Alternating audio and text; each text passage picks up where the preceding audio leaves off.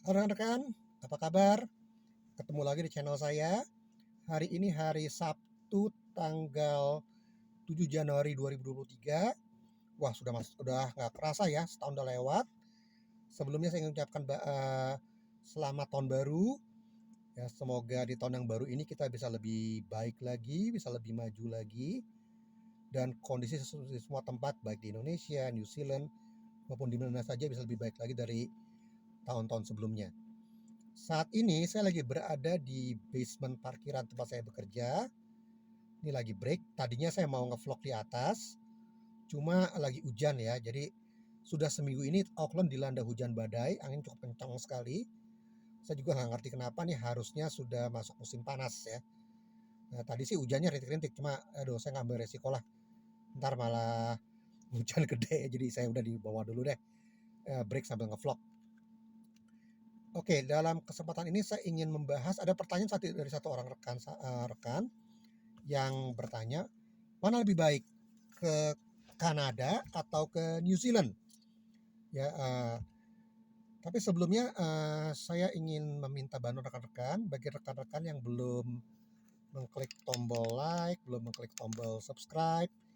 Yuk, saya minta aksiin rekan-rekan untuk klik tombol like, tombol subscribe, dan juga memberikan komen yang membangun agar saya bisa lebih bersemangat lagi untuk membuat konten-konten baru.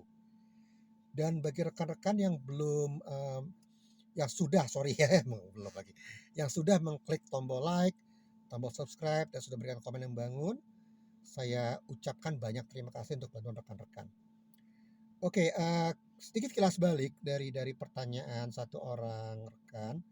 Saya pernah menyinggung di vlog saya, dan juga saya pernah uh, apa uh, mengatakan pada satu orang teman saya. Dia bertanya, gimana sekarang kalau mau New Zealand itu gimana ya?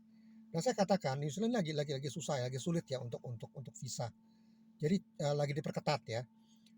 Working visa juga lagi uh, ya gimana ya, saya bilang susah juga enggak, lagi diperketat lah ya. Jadi banyak dari working visa itu mungkin tergantung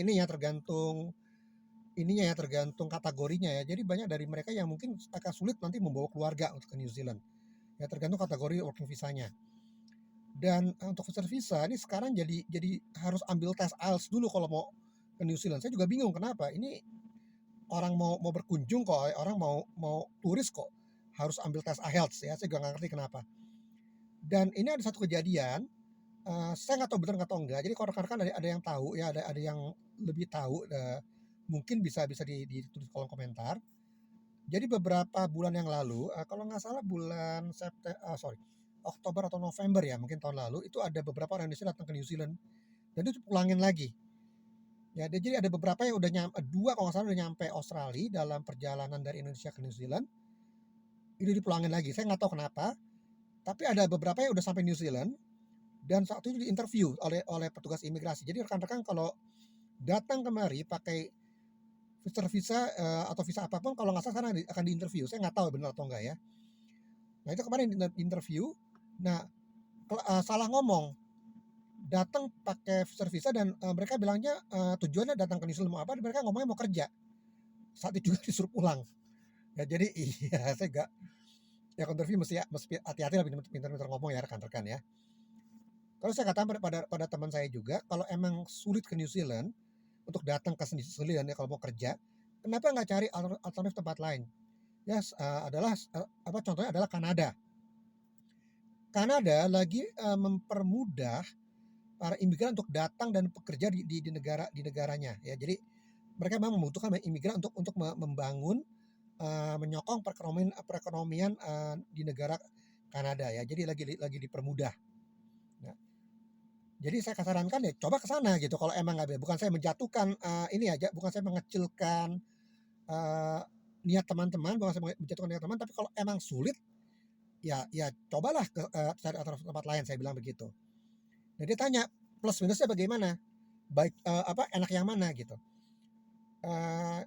Gini rekan-rekan ya, saya belum pernah ke Kanada ya. Cuma memang ada beberapa teman saya dari New Zealand, memang bukan orang Indonesia, itu yang pindah ke Kanada. saya lupa tahun 2019 tahun 2020 mereka pindah ya, ada beberapa orang. Dan saya sempat ngobrol-ngobrol sama mereka, dan saya sempat tanya ya, Kanada gimana ya. Nah ini generalnya aja ya, jadi nggak semua tempat itu pasti enak, nggak semua tempat itu pasti nggak enak ya, pasti ada plus minusnya. Saya bilang ini generalnya aja, kita bandingkan. Kanada itu negara besar ya, dan terletak di benua Amerika. Dibanding New Zealand, negara kecil dan terisolasi. Ya, New Zealand terletak di sebelah selatan Kanada. Ya, dan ya udah nggak ada apa-apa lagi. Ke selatan lagi itu udah kutub selatan ya, jadi terisolasi. Nah, jadi peluang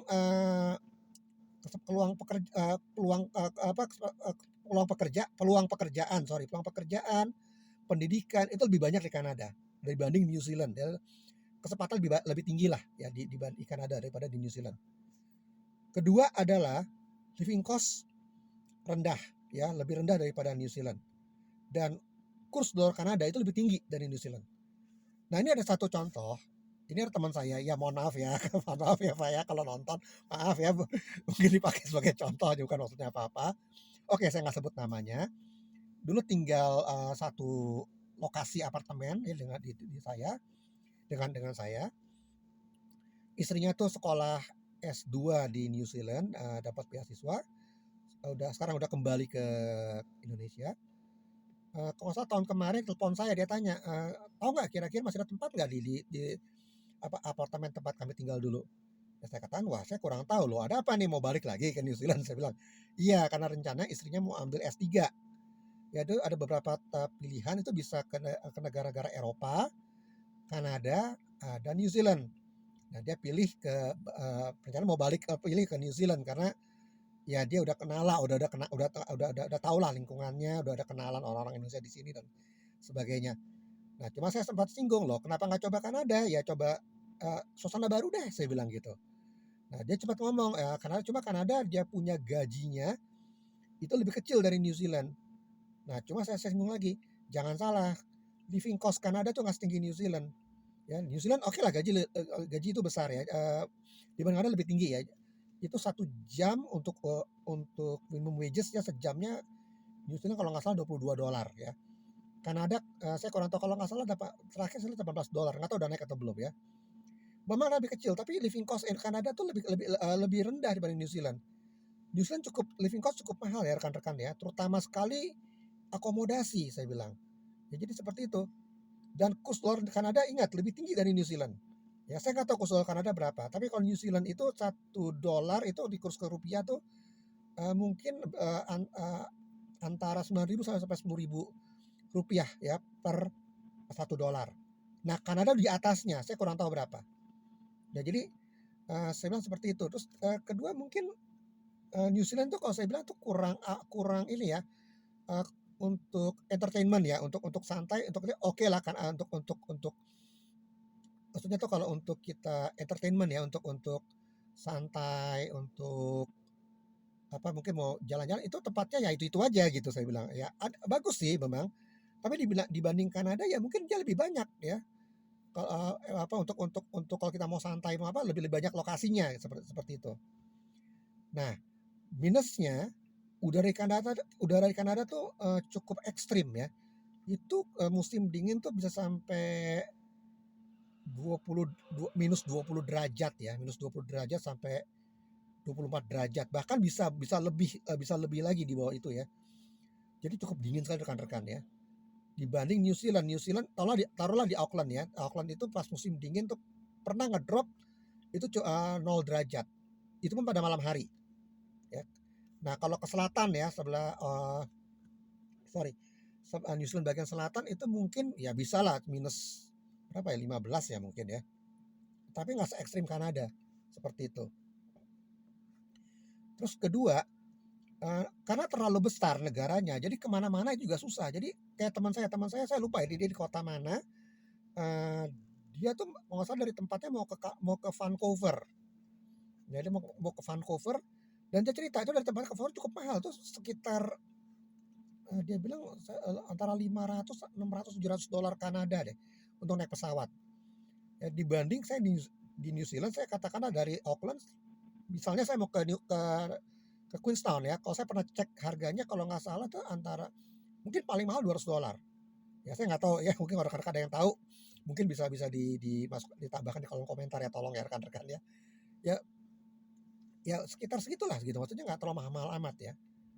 Terus ketiga, jarak dari Kanada ke Indonesia itu cukup jauh. Jadi rekan-rekan misalnya udah ke Kanada nih, terus mau liburan deh, mau pulang Indonesia, itu akan makan waktu di perjalanan ya, itu bisa mungkin 24 jam ya, entah mungkin bisa lebih, saya juga kurang tahu ya. Dibanding dari New Zealand, saya dari Auckland ya, karena dari Auckland ke Indonesia ke Jakarta itu paling lama mungkin tergantung penerbangan ya, tapi saya itu paling 13 jam dihitung dengan waktu transit ya. Nah jadi seperti itu rekan-rekan ya. Nah ini generalnya ya, kalau mungkin rekan ada tahu lebih banyak lagi, mungkin bisa tolong ditambahkan di kolom komentar, saya juga kurang tahu ya.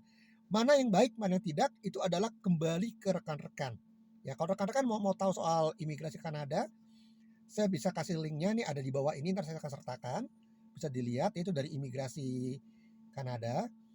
Nah sekali lagi, saya bukan mengecilkan niat teman-teman, saya bukan ingin menjatuhkan niat teman-teman, tergantung teman-teman saya, tergantung rekan-rekan ya, mau kemana.